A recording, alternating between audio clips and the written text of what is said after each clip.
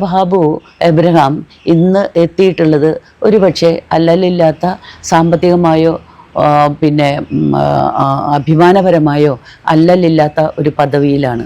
അദ്ദേഹത്തിന് പ്രശസ്തിയും പണവും അതുപോലെ തന്നെ നേട്ടങ്ങളുമൊക്കെ ഉണ്ടാവാം.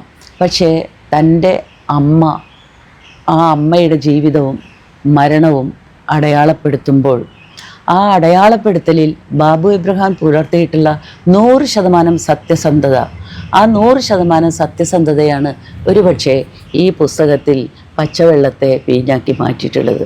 ഈ പുസ്തകം വായിക്കാൻ കിട്ടിയ അവസരത്തിന് ഞാൻ ബാബു എബ്രഹാമിനോടും എൻ്റെ പ്രിയ സുഹൃത്തുക്കളായിട്ടുള്ള 2 അഷ്ടമൂർത്തിമാരോടും പ്രത്യേകം നന്ദി അടയാളപ്പെടുത്തുന്നു.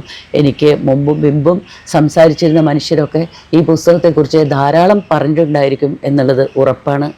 നമുക്ക് സാഹിത്യത്തെക്കാൾ ജീവിതം വലുതാണ് എന്ന് മാത്രമല്ല, സാഹിത്യത്തെക്കാൾ ക്രൂരമായ ജീവിതങ്ങളും ഉണ്ട് എന്ന ഒരു സാക്ഷ്യപ്പെടുത്തലാണ് ബാബു എബ്രഹാമിൻ്റെ തീർച്ചയായിട്ടും കമ്പിളി കണ്ടത്തെ കൽഭരണികൾ.